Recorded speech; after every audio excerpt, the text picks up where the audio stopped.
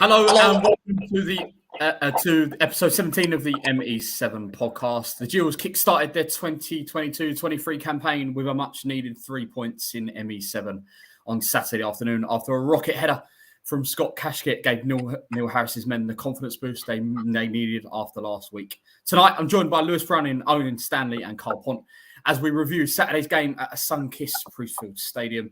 We look at some individual performances of the Gills side. We will also talk about that surprising statement that came out late last night as the chairman takes an extended break from the football club, seeing Paul Fisher taking the reins as co-chairman of the Gills. Finally, we will preview tomorrow's cup game against Wimbledon. Yeah, probably we've all forgot about that, I know. Right, okay.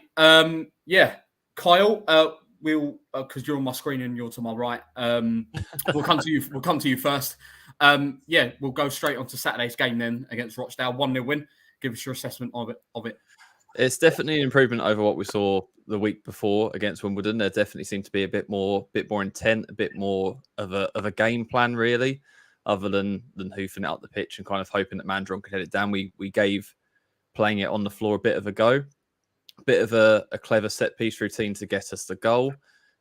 Whether he was potentially less than onside or not is to be debated, but it was naive of Rochdale not to pick him up, and it was a very smart header, well finished by him. Looked bright. Jordan Green looked incredibly good. Looked like he's going to cause a lot of issues for opposition teams, at least until they figure him out and start snapping his legs. I thought Mandron, did his job. I'm not too sure that we're seeing a different player than his previous time at the club. We defended fairly well against a Rochdale side that looked like they're fairly toothless up front, to be quite frank. Morris put in a couple of decent stops, and the play from the fullbacks was fairly good as well. I still think it's pretty clear that Will Wright isn't as comfortable playing as a fullback than he would be in the centre. But until we sign another fullback, allowing for a potential shift into the middle for him, then that's going to be where he's going to be playing, it looks like, pretty much.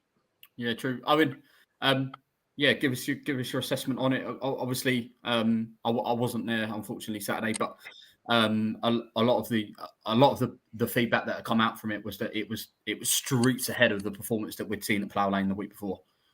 Yeah, it's a lot better. I think it was a very routine victory, which I know is a bit silly to say after the score's only 1-0, but I think really we wouldn't have been, would have not been really debatable if we deserved it. If it had been 2 or 3-0, I think we basically dominated from start to finish. Northampton, Rochdale didn't really have a spell in the game. There was obviously going to be a time in the last 5 minutes plus injury time where they try and put bodies forward, but even then there was nothing really that, suggested that they were going to get anything out of it. The only way they would have got a point is if we had made a glaring mistake. But yeah, I thought we were really comfortable. We got the ball down well, as Carl said. We created opportunities. We put them on the back foot. There was a spell after the first goal where it looked like it could have been 2 or 3 before half time. We were getting in really good positions.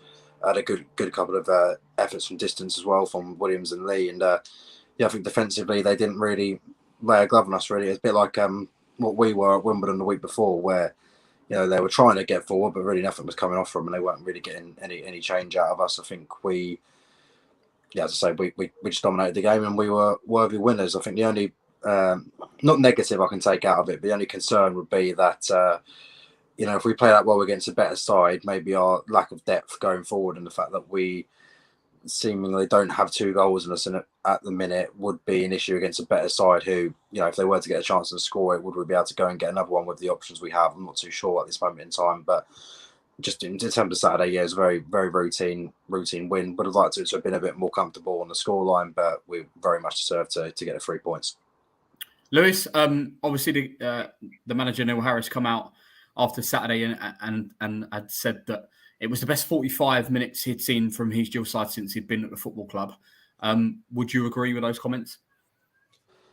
Yeah, I think so. I think everyone knows our situation last year and how we were up against it. And Harris has pretty much said he had to go to the back five because, we couldn't keep the ball out, and how poor we were in terms of going forward after he came in, because we sort of had to sacrifice that to be a bit sturdier at the back. So last year it was pretty much about results rather than performances, and the Wimbledon performance wasn't great this year. So I think it's up there, but I think it's important to remember how bad Rochdale are, with all due respect. I think they're probably going to be struggling down there this season, and their teams, before the game, everyone was saying we need to beat Rochdale if we're serious about anything this season, and that we did.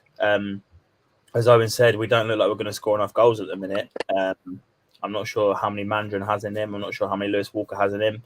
I thought Ollie Lee was probably going to be our top goal scorer in that number 10 role, but it looks like he's going to play deep a little bit more than expected, perhaps, with Ben Reeves playing a bit further forward at the weekend. But yeah, in terms of performance, it's all you can ask for. You probably would want a couple more goals, but we weren't really tested defensively, and we were very good going forward. Kyle said how good Jordan Green was. I think Ollie Lee and Ben Reeves will have a lot of fun at this level against teams like Rochdale. They kept the ball for fun. They were in a lot of space. It is just ultimately about putting the ball in the net, which we don't look like we're going to do too much at the minute. But on the ball going forward and at the back, we couldn't really have done too much more. So positive signs coming out the weekend. Yeah, Kyle, you briefly mentioned about Jordan Green. It was definitely, obviously the feedback that come out from Priestfield on Saturday afternoon was that he was simply standout performance. Yeah, he was outstanding, and one of those performances that he deserved his almost standing ovation. Yeah, what did you make of, a bit more in depth? What did you make of Jordan's performance on Saturday? Yeah, you can see that he's going to give defenders at this level a real bit of trouble, as long as he's able to get past them. Obviously, if they're not standing in the way trying to snap him in half, but he will definitely he'll beat his man.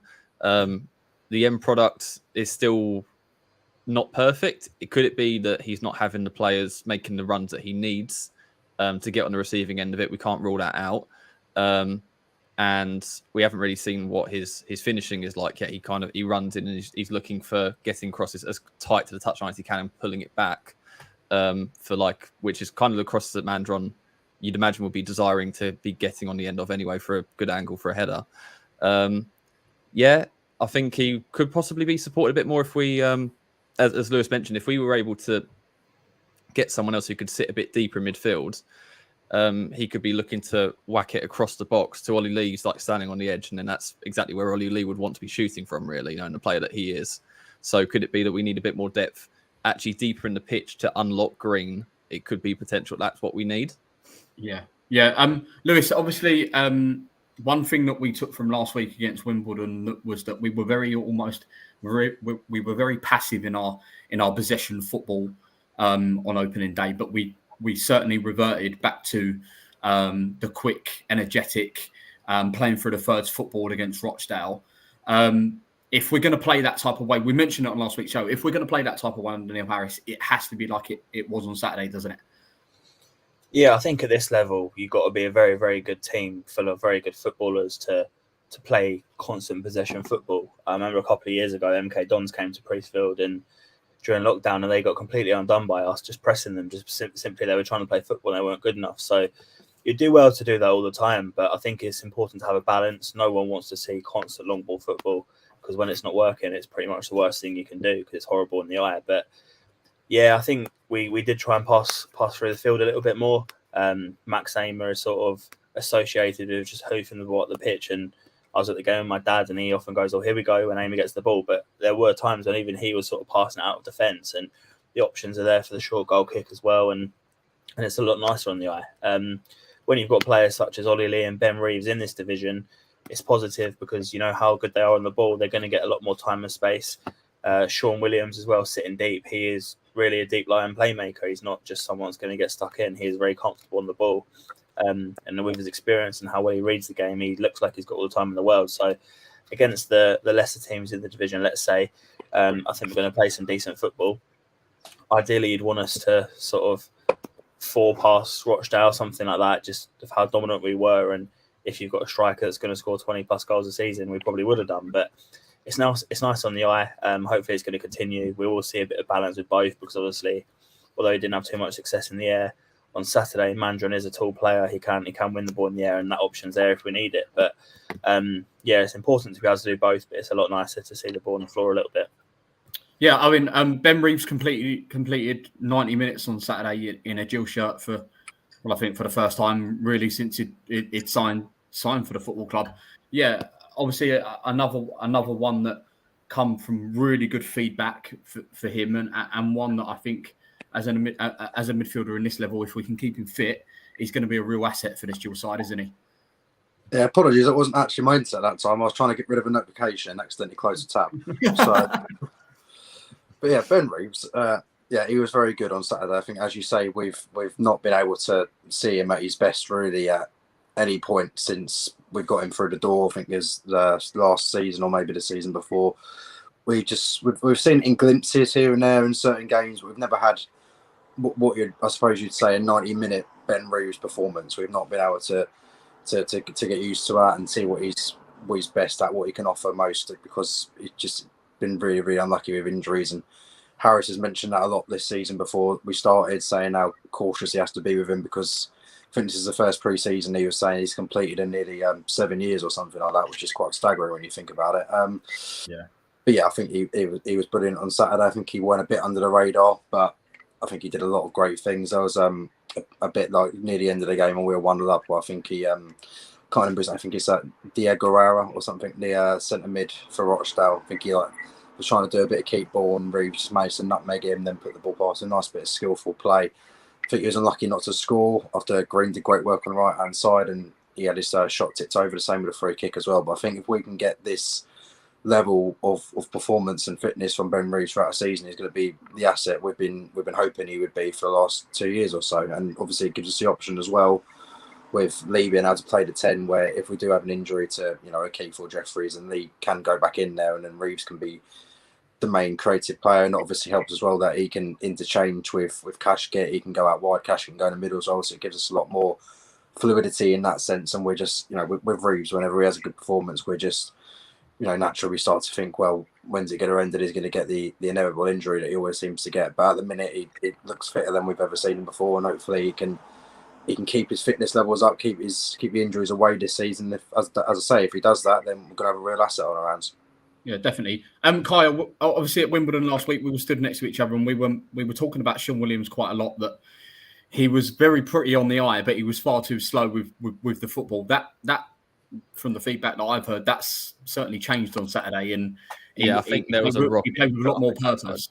Yeah, there's a rocket put up his backside, I think. I think what also possibly helped, going on to what Lewis said, is I don't think Rochdale pressed us nearly as aggressively as Wimbledon did. Wimbledon were going like a full court press. No matter where it was, we could be on our goal line and we'd be pressed hard. But even now, looks like it's different now. I think with Sean Williams, still here. I cut off.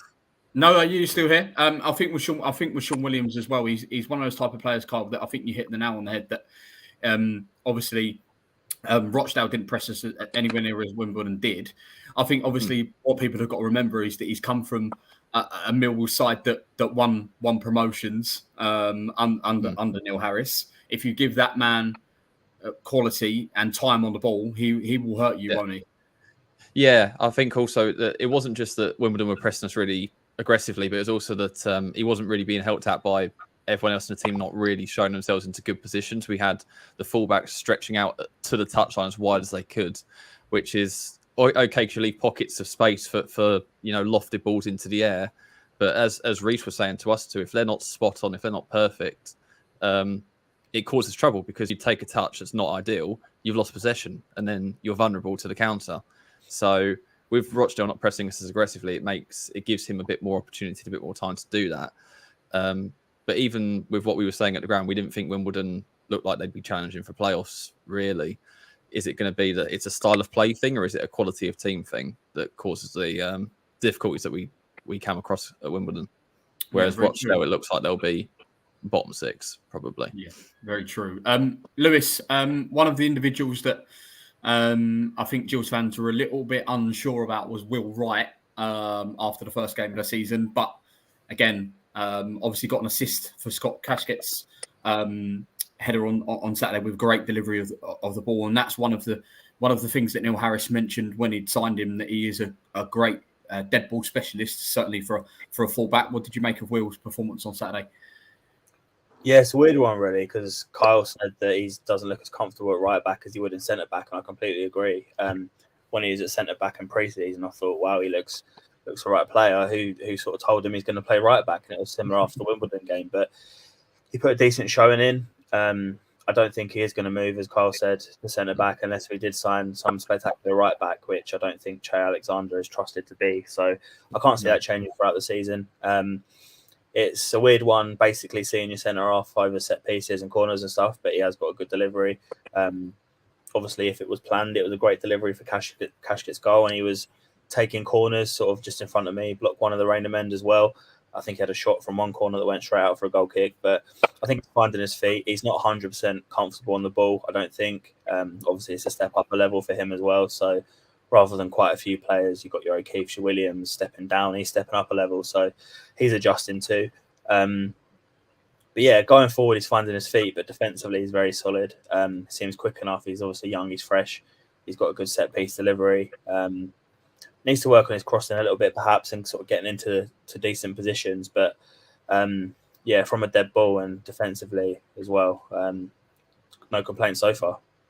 Yeah, I mean, it's important. This obviously after last week, it was really important that we won on Saturday, wasn't it? It wasn't a kind of a 6-pointer, but it was a case of very much that the longer we lose games, that it sinks in a bit of a mental thing, doesn't it? Is that it was really important on Saturday that we got that first win under our belt and we can now kick on.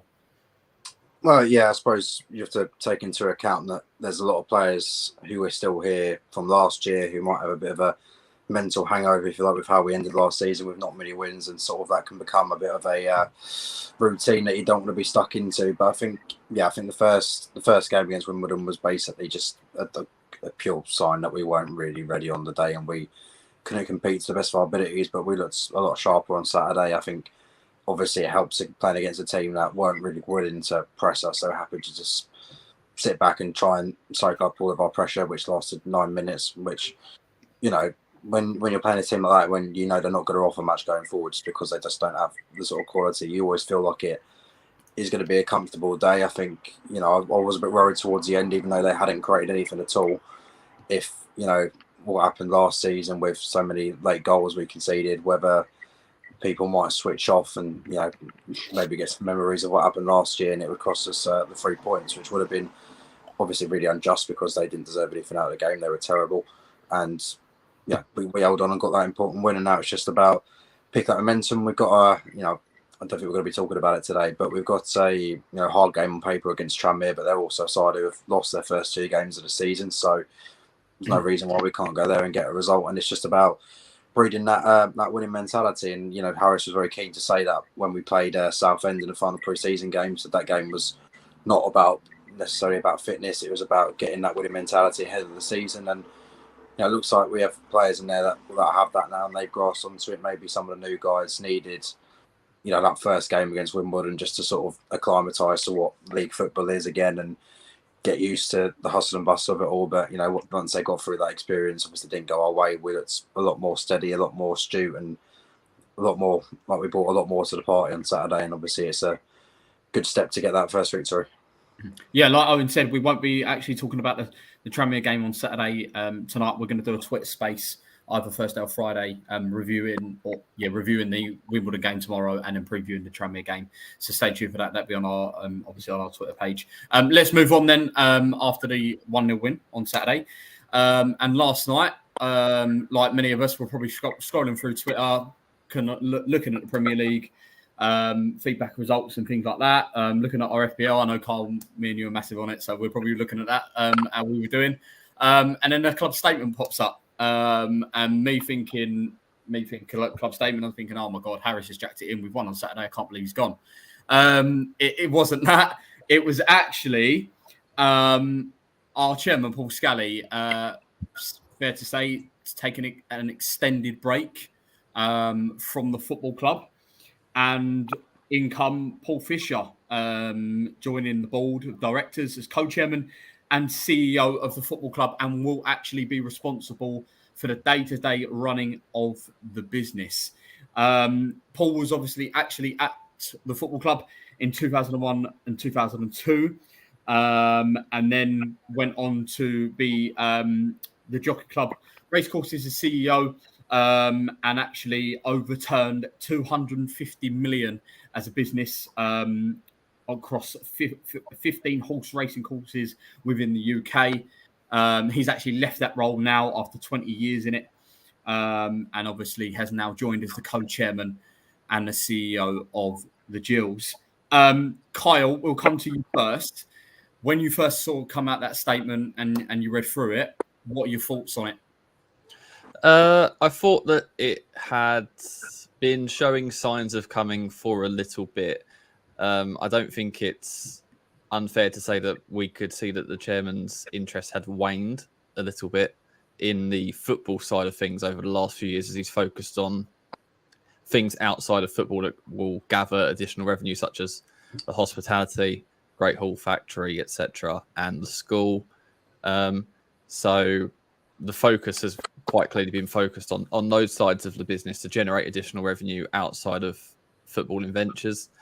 And I think that the appointment that we've made is fairly astute. It's somebody who is a local boy, went to the same school 1 year as my dad, so know him actually quite well, and has worked with the club before in what I don't think anyone would argue is our most successful period, like quite objectively looking at where we were on the ladder. Yeah. And he's got good track records outside of it as well. I mean, Jockey Club managing, every major racecourse in the UK other than Ascot, essentially. You can't imagine that would be a trivial task. It's probably trickier than running a football club. And he's got relevant experience in running a football club because he's done us before. Now, would I say running a football club in the late 90s is different to running one in present day? Probably a very different kind of venture, but he's got experience in it, and I feel like it's certainly promising, especially with Scally taking a step back. He essentially will have executive rights over the club. He can call any shots that he needs to do without having to answer to anyone above him, at least whilst Scally's taken a step back. Okay, interesting. That's really interesting. Thanks, Carl. Owen, what did you make of it? Well, I saw a club statement. My eyes lit up. Self-service pumps finally are here. But sadly, no. I read into it at first as more of a, I think a lot of people immediately thought Scally's leaving, and I was a bit too not as optimistic as that, shall we say. I read into it and I saw that he was taking an extended leave, but he did also say in it that he'll be, basically when he comes off the extended leave, he'll be having to think about what's the best thing to do, and it may end up being go from extended leave to a permanent leave. It's in my opinion, it's a great sign of this club potentially moving forward. We've been, as much as people can say about how Scally saved us back in the day, and we've won some promotions here and there, which are fantastic days too that I was alive for anyway. Obviously, I can't relate to 99 or whatever, but I think you're very naive if you don't open your eyes to the fact that we have been stagnating for a club now for a very, very long time. Like for I think me, Lewis, and Carl are all sort of similar ages, and obviously James is 49, so he's a goes back.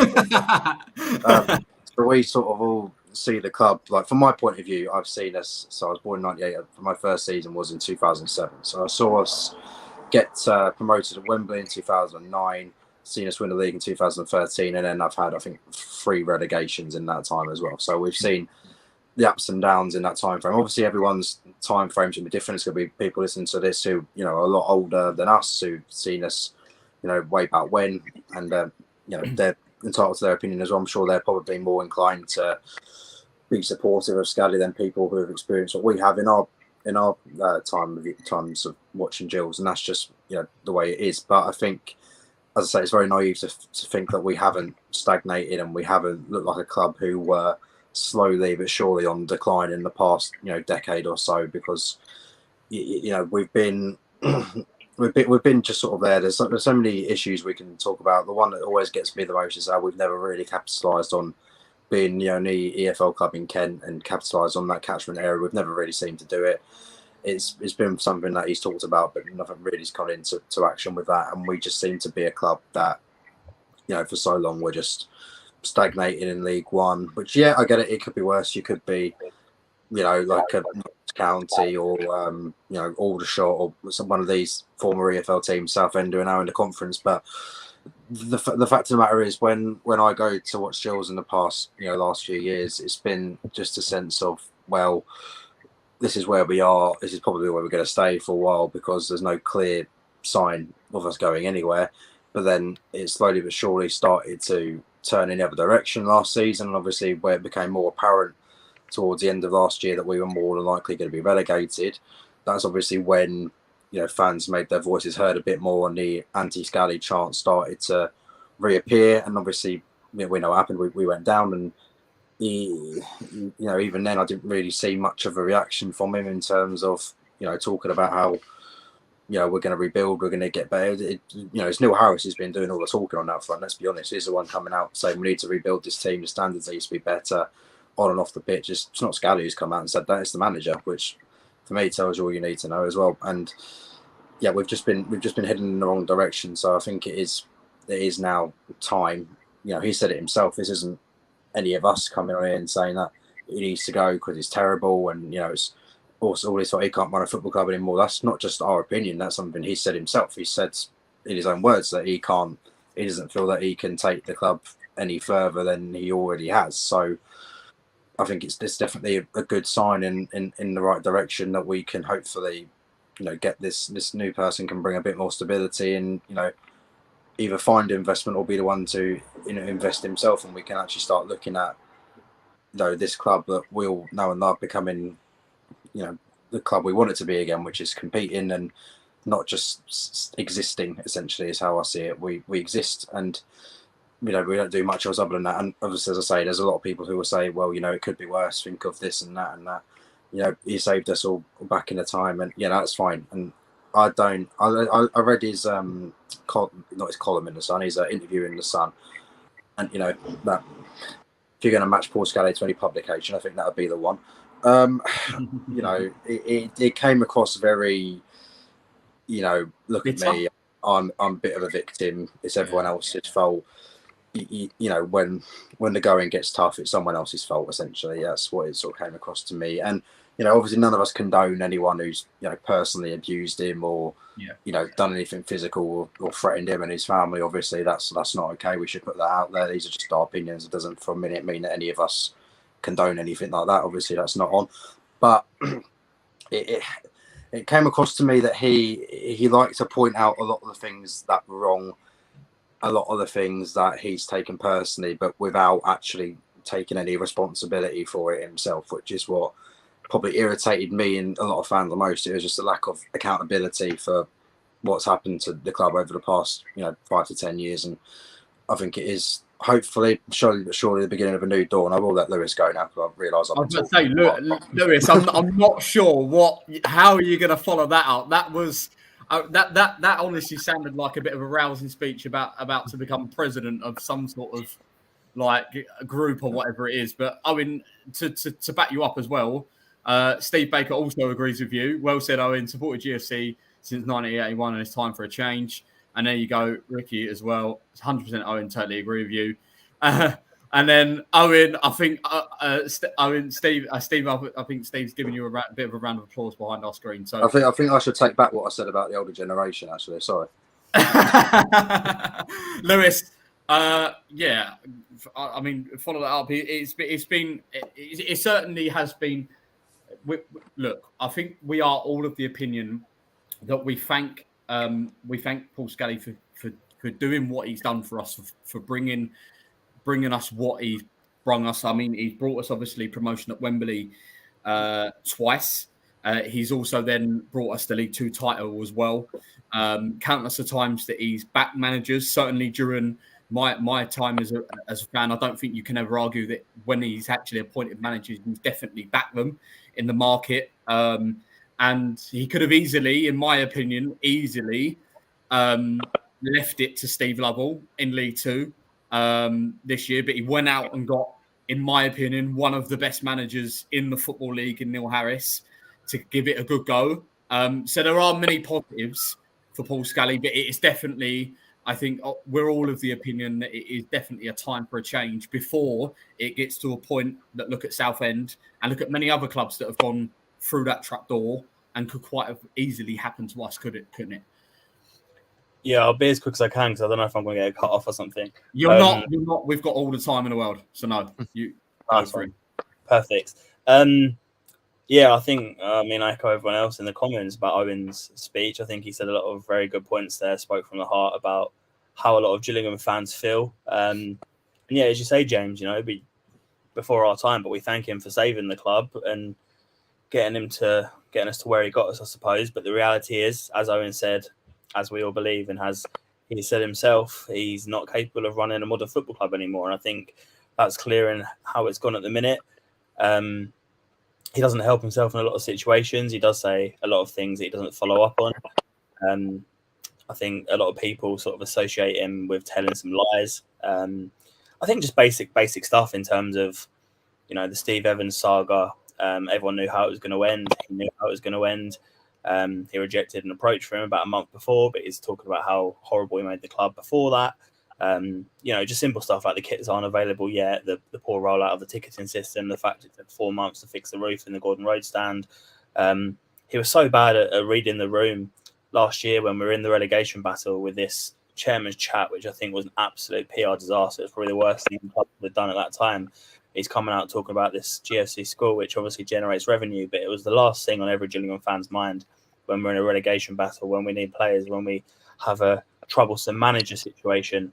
He was just awful at reading the room and, match day experience, stuff like that. I think it's very, very clear that club needs a change in direction. I think he's the longest serving person in the Football League now as well. And it's time for change. I think there is a bit of a split, as Owen said. People that were sort of following the club when he saved the club have a bit more leniency towards him and perhaps lightness towards him because of what he did. But being in the modern day, we're not going anywhere. We're just sort of existing, as Owen said. We're not progressing as a club. We're not moving forward. We're going backwards.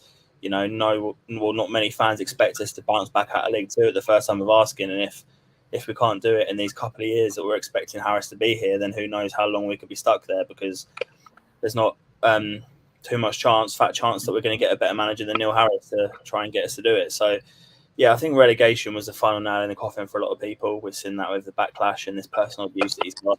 Obviously, we don't condone the personal abuse. As Owen said, it goes without saying that's a step too far. But, at the end of the day, a lot of people share this opinion because we all love the football club. It's a big part of everyone's lives, and he's been running it into the ground, essentially. I had a passionate sort of outburst on Twitter last night about it, and it was quite split in terms of the opinions towards him because of how he did save us. But then the situation he's left us in now, and he can't take us forward anymore. And, I suppose as harsh as it sounds, all we can do is hope that even if it's just for his own sort of health, but for the good of the football club moving forward, we have to hope that he doesn't come back, I suppose. Yeah. Okay. Steve commented again. I think he's loving tonight's show. It says, totally agrees, Lewis. Totally agree, Lewis. Thank you, Mr. Scally, for the first 10 years of your tenure, but it's now going backwards and has been for a little while. I'm just going to read the quotes from the chairman. This has obviously just come straight off the site. So it says, there is no question that right now I'm physically and mentally exhausted from the effort, stress, strain and worries of the past couple of years, coupled with personal abuse effects. I need a break to recharge my batteries. Myself and Paul fully intend to continue exploring options regarding the long-term future of the club. And indeed, we are currently considering the possibilities of forming a strong and credible board of directors capable of continuing the journey should external investment or new ownership not be an option. This is not quite a farewell from me, albeit that it may well be an ultimate conclusion of the next few months. I do hope there is still flame deep down and that can reignite with the help of those closest to me and with the help of others externally, but time will be the greatest judge of that. Certainly, if it is the end, it's fair to say it was never the way I expected to see the final curtain. Kyle, obviously, fans have to be careful here. This is not Paul Scally giving the football club up. He's not walking away He is not walking away. He's just taking he is taking an extended break. Fans have to be careful, don't they, that Paul Scully has not walked away from the football club last night. He's just given it over to somebody that he trusts and will almost lean on if there is any emergencies that the football club need to attend to. Yeah, essentially, he's given the keys of the house to somebody else, but he still owns the house. Mm. He hasn't sold the club. So even after his extended break, he says, like, I stepped down as chairman. I, resign all activities in regards to that. He still owns the club. So the board of directors that replaces him, and I think that's actually an encouraging term, not just Paul Fisher, but like a fresh board of directors, because you need fresh ideas from more than one point of view, more than one person. But they'll either have to work with the revenue that Paul Scully is willing to contribute to the club, or have to explore other revenues to raise revenue, whatever they may be. You'd imagine that if he steps down as chairman, that it would be linked to a big sign outside that says "We are for sale." I wouldn't see much point in doing one without the other. But even if he steps down, there's still got to be time going through for a sale, and that's not necessarily a quick thing. You can see with it went down last year with Oldham. It went through, but it still took a good few months after they got relegated, and all of the directors went, "Yeah, forget it, we're out." Yeah. So if this happened mid-season, I mean, the season started now, so with Oldham, at least they had like a moderately painless transition where everything happened behind the scenes whilst the football club was dormant over the season. We'll be playing. We'll be playing matches. We'll be trying to raise revenue through the other reasons that we already do, like Christmas parties at the Great Hall and all of that. So even though he's given up control of the club and the decisions that are being made currently, which could be somewhat encouraging given the fact the transfer window is still open, so there might be some things that could be sanctioned possibly. It's not over, not by a long shot. Yeah. Owen, leaning on Carl's point then, how important is it now that Paul Fisher needs to come out, needs to speak to the fans, and needs to address how this is going to work, what he's going to do, and what is short-term and long-term? Because we've already heard from obviously Paul Scully. He says that he's going to be away for a number of months, so that could be until the end of this year.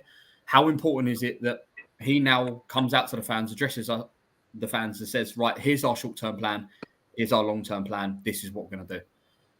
Yeah, I was hoping they might have had one lined up for today to just follow on swiftly from it. I think we should, hopefully we'd see an article version of it, but I'd also like to see maybe a 25-30 minute sit-down interview that, Phil can do with him, just to outline what the future's going to look like for us, because, after a big bombshell like that last night, the one thing we need more than anything is transparency with, what comes next. And, I know a lot of people will be interested in what Paul Fisher has to say. And I think, given what we've had for the past 25 years in terms of getting the backing of the fans, the bar is going to be pretty low. So, as long as he comes out and says the right things, but has actual meaning to them and can justify his aims and ambitions, and I'm sure he'll get a lot of positive responses from Gills fans, and we'll be able to gather more of not just what he wants to do with the club, but more about him as a person, his personality, what he's like, because that sort of connection is really important when someone owns a club as well. It doesn't just have to be about what they want to do for the club. It's about having that connection between the fans where they know what you're like as a person, they know how you want to act, how you want to present yourself. And obviously that's really important as well when you're pitching to potential investors as well. So I was hoping we'd get something out today about that, but not quite yet. Maybe later on in the week. But then we've been waiting on Nicky Shorey's interview for about 5 months now, haven't we? So who knows? But yeah, I think we will get it eventually. But I think it's too big of a thing not to put something out.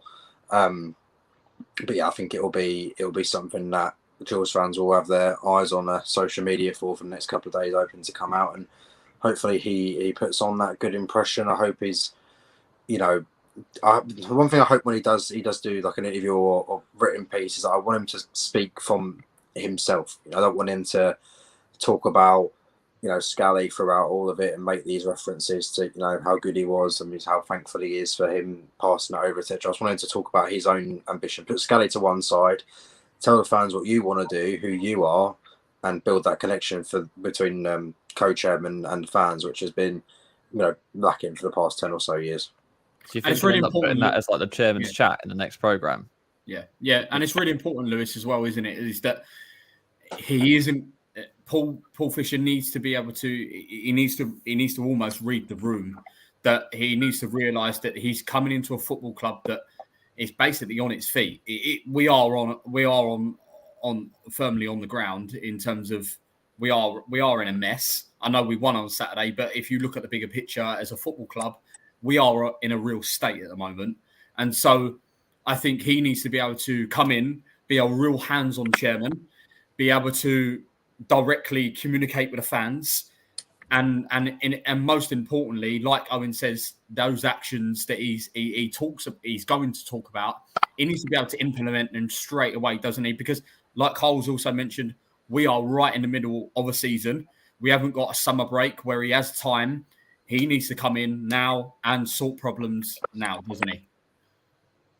Yeah, I think communication in the modern age, in all sort of businesses, the way to run a business these days is to be personable, is to be transparent and communicate with sort of your stakeholders, really. His track record sort of suggests he knows what he's doing. Obviously, Carl spoke about the Jockey Club earlier on. We were talking before we went on air about how they could potentially sort of hold a forum or something in the Great Hall. It'd be good to sort of hear from Mr. Fisher and Harris as well, potentially. It's almost an open goal. As Owen said, the bar is so low in terms of what we've been sort of dealing with so far this season and in the last sort of decade or so, that it's almost an open goal where you can just tap in, iron out a few issues and sort of give some spirit to the supporters that have sort of been lost and stagnated for so long under Paul Scally's leadership. Yeah, it's important that he comes out. He says what he thinks. He's essentially running the club on his own now. I know he's a co-chairman, but with Scally not around, we'd like to think that he will have no input in this break for several reasons that he's having. He needs to sort of outline what he wants to do, even if it is the short term. We are playing. Scally said in his letter that the football side of things is in good hands. Obviously, there's still some business to do in the transfer window. We've got a new person making those decisions now, but I think every Gills fan has trust in Neil Harris to make some good decisions and get us some decent performances and decent results on the pitch. So it'd be nice to hear from Paul Fisher what he wants to do off the pitch. And as we've said before, the bar's low. It's just little things like the kit, match day experience. We can just make little improvements early on to get spirits up, and then he can sort of do what he has to do behind the scenes. But it'd be great to hear from him. I know he was at the club before, but a lot of people probably won't know who he is or have heard of him before last night. And it'd be nice to get that experience to what is essentially, apart from the fans, the most important person at the club right now. I think you've probably answered Reece's question then, but we're going to bring it up on screen anyway. Kyle, I'm going to pose this question to you then. What actions does Paul Fisher have to do to win over the fans in the short term then? Just strategize, communicate and strategize. I know it's a term that is used far too much, but we are a club that is in transition. So just lay out, right, how do we rebuild this season to go across for next season? Because I don't think any of us see getting promoted straight back up to League One as a realistic possibility this season.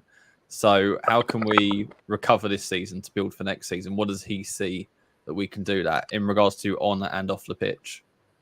Okay, Owen, obviously Lewis mentioned about the little things like ticketing and kits and match days experience, even the food. I think in the Raineyman you can only get like burgers now, which most of the time you can't even eat. They're no good. Things like that. Are they the sort of things that he just needs to sort? Just that fan experience. Well, yeah. Other than the 90 minutes on the pitch, match day experience is essentially non-existent, isn't it? I think quite a lot of those food stores that they opened in the Raineyman, how many ever years ago they were, you had like the Italian-based one, and then the others, I can't remember. Paella. I don't know how many of them are actually open on a match day. I think it's only like 2 or 3 at most. But yeah, I think the whole experience is just really lacking. In the factory years ago, they used to have say we had a player in the matchday squad who was suspended or injured, they come down to the factory and read out a team sheet, and that gave everyone a nice little lift before the game. They weren't everyone's cup of tea, but the GFC Gems back then, why not bring them back? I thought we were. I'm pretty sure I saw a press release in the last 6 months saying that that's going to happen. I don't know. Yeah, perverts everywhere rejoice. I think we could do with bringing back, like, even when they had the kids coming in at half time doing like the penalty shootout or the crossbar challenge or whatever it was, because that just is another thing that builds relationships with local communities, which is always good.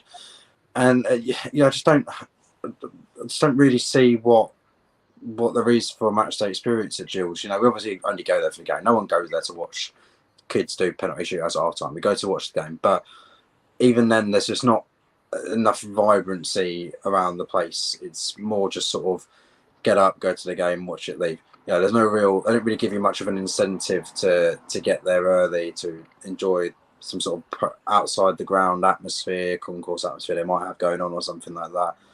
Or the same after the game. I know there's people who obviously go to the factory, but they could have something after the game where I don't know. They just have some sort of thing going on in the factory. I don't know what off the top of my head, but like maybe they have like an act in there doing acty things. I don't know, but I just think it could be a lot more, more for the fans to actually enjoy, rather than just feeling like you have to go to the game, watch it, and go home. Like, there's always got to be a reason to stick around. As a club, you think they try and implement that to try and, if anything, we've been blunt about it, to get more money out of fans. But I don't think fans would mind as much if it was something worth staying for. Whereas, obviously if you lose the game, you're not going to want to stay anyway. But if there was just something else, maybe they put something on in the Great Hall once a month, something like that, then I understand. Of course, you've got to pay for the staff to go and do that and something. I don't know. It's just like sort of an idea that maybe one day we might consider just upping the general fan experience, because it's very lackluster at the minute, isn't it? Even something actually I just thought of now. So I don't know if any of you have seen this TikTok page. It's called up the padded seat. So they go to all of these clubs across the country, something like the country, and they get the padded seat. They sit in hospitality for a game, and they rate it. And they've gone to loads and loads and loads of EFL clubs. They've been abroad. You wouldn't hurt a bit of publicity for Gills to just offer that out to them for free for one day. Come and try a hospitality area, get us, because they're quite a big page on TikTok. I think they have like 500,000 subscribers.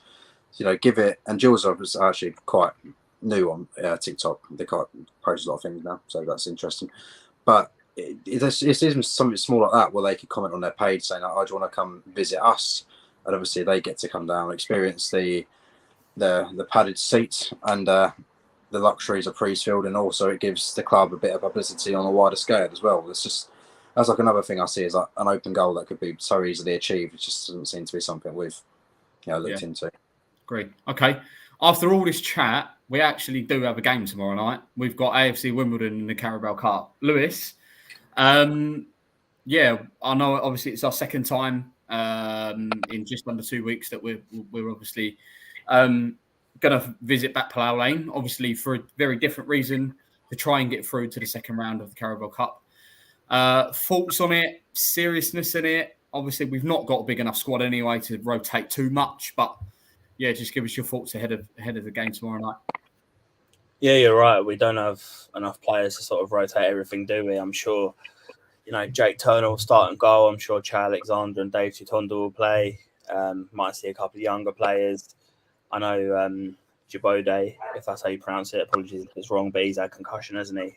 He fell down the stairs at home, which is ironic because it's a silly injury when we've got a thin squad. But if he's cleared, I'm sure he'd have played. Alex McDonald might get a start, people like that.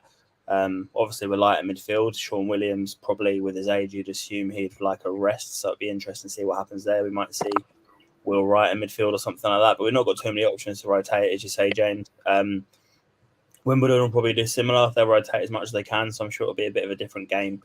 And it's probably quite a balanced game. In the league, I think a lot of us expected before that match to be a balanced game. And we probably are two fairly balanced sides. Obviously, they were the better team on the day. But I think come the end of the season, we'll both sort of be looking up rather than down, you'd like to think. But yeah, in terms of the importance of it, it's always nice to have a cup run. Sometimes it's a blessing in disguise to go out early because the games in that competition come thick and fast, and with the squad so thin, and we've already picked up 2 or 3 injuries, sometimes it's a blessing to go out when you know you're not going to go and win it anyway. But it'll be nice to, the usual, get the fees for going through, try and get through a couple of rounds, get a Premier League team, all that malarkey. But I don't think too many people care about it at the minute, to be honest. I think a lot of people are focused on this league campaign, doing the best we can to try and get at the top end of the division. And this development we've had with the chairman, but the game's there. I'm sure the management team and the players will take it seriously, and it'd be good to get a result. You never want to lose football matches. It's always good to practice winning and win games, and it feels good to win games. If we come away with a 2-0 win tomorrow night, everyone will feel a little bit happier than they do before. So it'd be good to win it, but won't be too bothered if we don't. I guess, Kyle, it's. I presume you can then look at it on a flip side that obviously, like Lewis mentioned, about breeding that will and feeding that confidence as well. But then also creating somewhat revenue, potentially then getting a Prem side. Yeah. And then that will obviously boost ticket sales, the budget that some sort of money can go towards Harris, maybe. Well, that's it. Because if we go to the second round, it's any club that finished outside the top 8 of the Prem that we can get, I think. So there's still some fairly large clubs that we could possibly get a draw against. Newcastle, for example, probably be a decent one. It would be. Remember, we had that, was it 5-6 years ago, possibly? And we had about 9,000 in on a Tuesday night. So, yeah, we could definitely get good attendances come in for that. It's got to be one of 2 approaches, really. You either play all the kids and rest all of the first team that we have and say, right, we are laser focused on the league. We're not interested in the energy drink cup. Or you go for, we've played these 8 or 9 days ago. We know their approach. They know our approach. Can we learn from it? Can we play around what they've done? Even if they play a second string, you'd imagine that the way their coach is going to be to play fairly similarly. You'd imagine the same with us. So we're not out of it. There's definitely a route into it for us to win. And as Lewis said, we should always give 100% for it. We should always try to win. So I think that we're probably going to go for the approach of try and win, because I feel like the revenue boost would be worth rolling the dice, to be honest. Yeah, why not? Okay. Wow, what a show. 50 coming up to 53 minutes, our longest show we've done as a podcast, but what a show tonight. I'm glad. I hope you've enjoyed it. Everyone's watching. So it's potentially a new dawn coming at Priestfield. Let's hope we hear from Paul Fisher in the coming days. Tomorrow night we have got AFC Wimbledon at Plough Lane. Thank you all for watching. That is the end of tonight's show. Keep liking, subscribing, retweeting, following us. And tonight you've been watching episode 17 of the ME7 podcast. Good night.